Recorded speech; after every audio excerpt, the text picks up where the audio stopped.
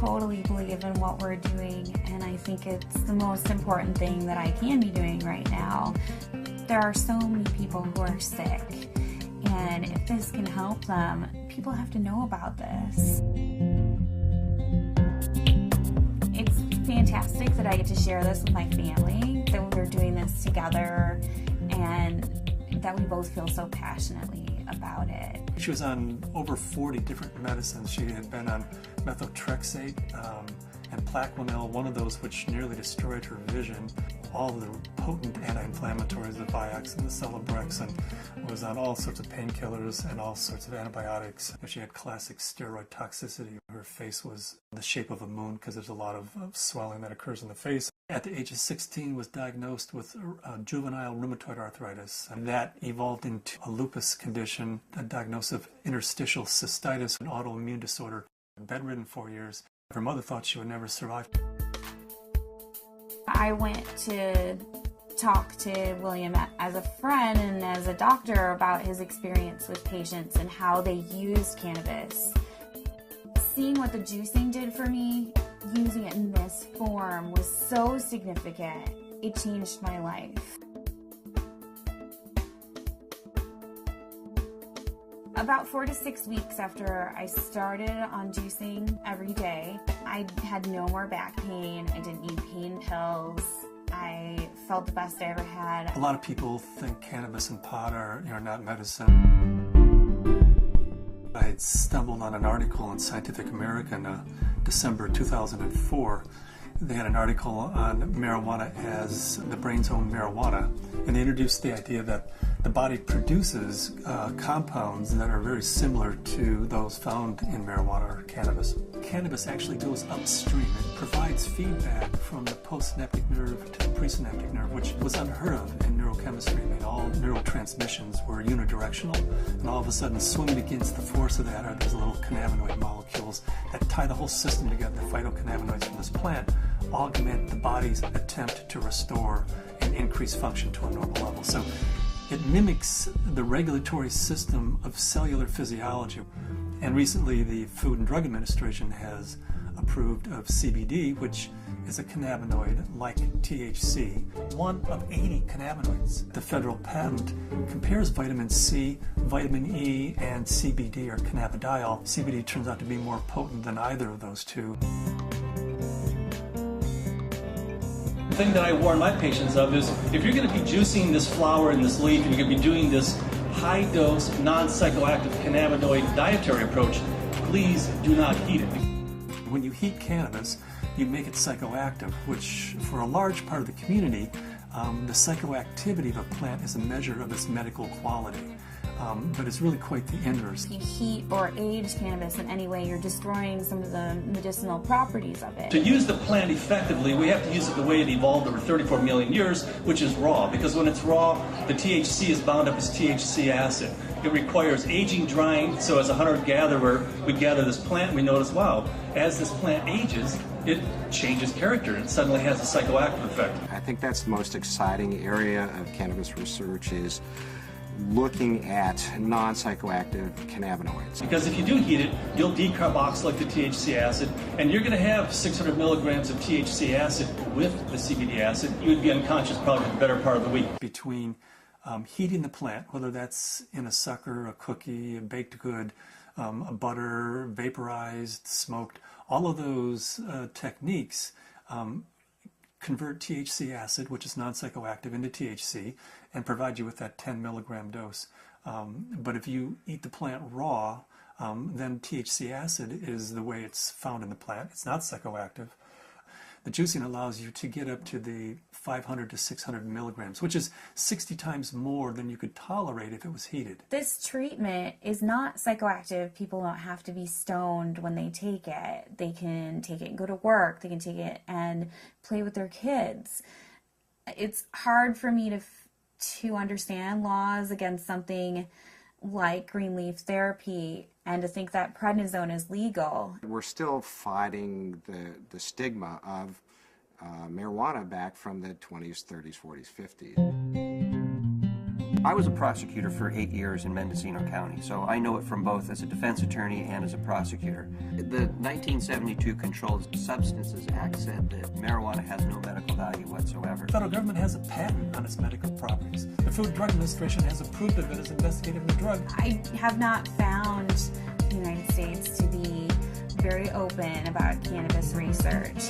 In order to print an article in a peer-reviewed journal, you have to use cannabis that they have certified for your study.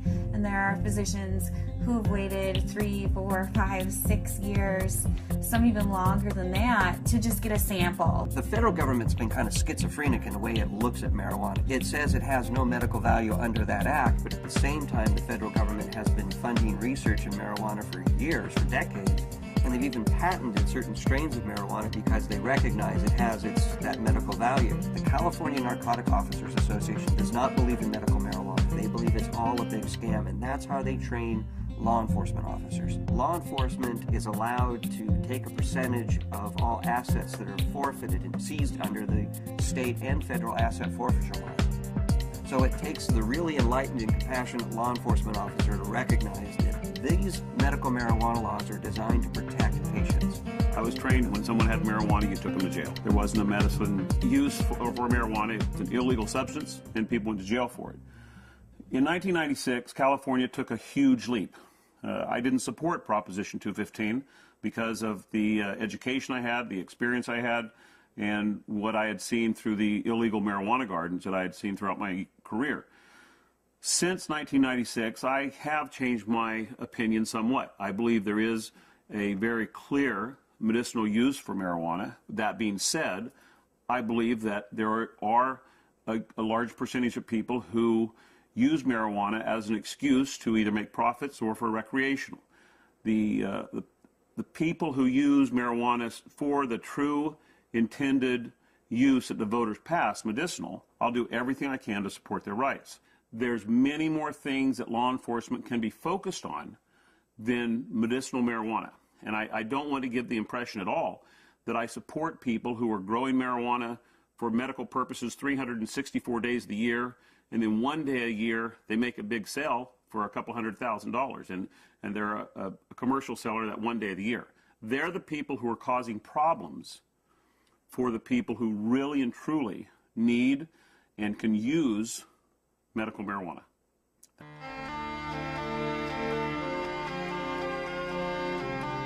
Terrifying, to be told as a parent that your child does have a tumor in her brain. It took 24 hours in the operating room. They gave us a 10% chance of survival with treatment. The Oakland Children's Hospital, where they called me and they said they had a baby who they were discharging home. This baby had completed all treatment that would be useful for it, had a brain tumor, had surgery, had radiation and chemo, and the tumors were still growing and still multiplying, and therefore they said to the parents, just take this baby home and make it comfortable, because there's nothing more that we know that will help its condition. Started to accept to the point where the illness had taken her and us, and try and find some acceptance. A month went by and I got in contact with the family, and they said, well, we just came back from Children's Hospital. They did a CAT scan.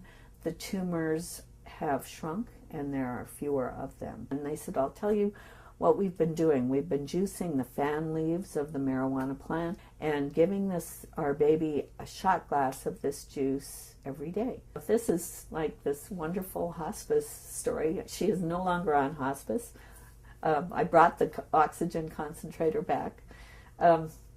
It's just one of those wonderful success stories. The plant is a pretty amazing plant because it appears that the juice of this plant is saving this baby's life. Here we have something that can really change people's lives. I mean, I was laying in bed, catheterized, thinking that physicians were just trying to make me comfortable. They really didn't think that there was anything more that they could do, and that I may not live to be 30, which I am now. That was the best I could hope for.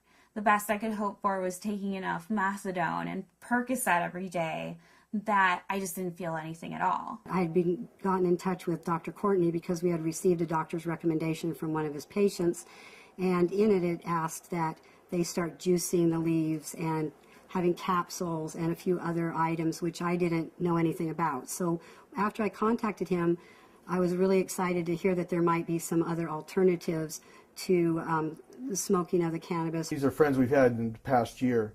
They said, your father's not the same as he was when we first met him, and he seems to be much more alive and much, doing a lot more and more active. And I had informed them that it was because of the juice that he had been taking. Right after we started juicing, that he seemed to be more active. We would do things out in the garage more, and he wouldn't spend so much time in his chair. We have ran out periodically in the last year and a half, and that's what made me convinced that he needed it, because when he would run out, he would have trouble getting out of the car.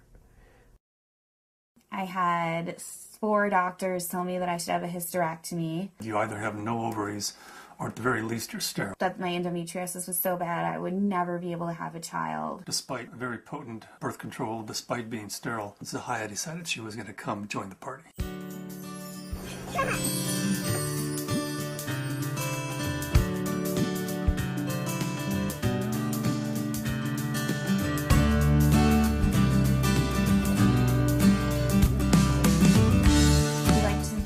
Ourselves by being extremely scientific, and people know that if they're going to come to us, they're going to have to go through a lot of hoops, but they're also going to get the most up-to-date scientific knowledge on this subject, and they're going to see a physician who's an expert in the field of non-psychoactive cannabinoids. And there are plenty of people that want that and are looking for that.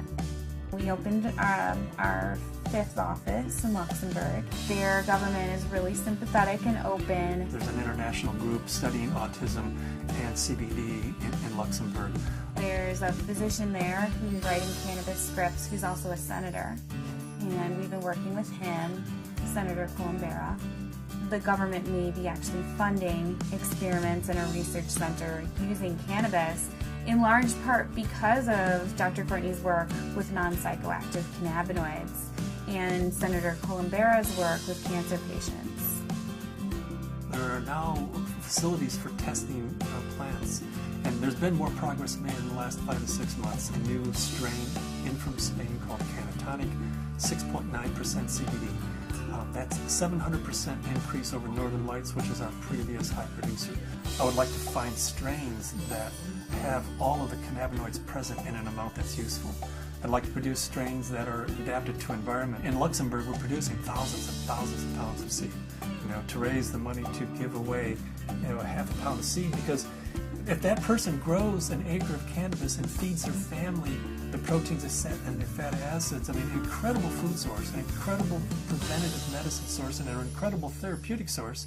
And at the same time, they're sucking 5 times as much CO2 out of the environment as an acre of trees. First, we have to change Convention Treaty Number 1, which was the convention that the UN put out in 1961 that says cannabis as a crime should be, if you have it, if you grow it, if it's in your possession, you should be in prison. That dogma has dominated the world right now. They're asking for input from the World Health Organization. I'm in the process of writing a letter stating that this is a dietary essential. It's not a criminal thing, because we have to change that treaty before we can go into Central and South America and say, you grow yourself an acre of this plant, feed your family, prevent illnesses. So Cannabis International kind of legalizing the plant globally, giving it back to people as a food source, prevent illness is so much better than waiting until you have diseases. With my own experience and all the patients that I've spoken to, I believe that it's not an isolated incident, that this is the best medication.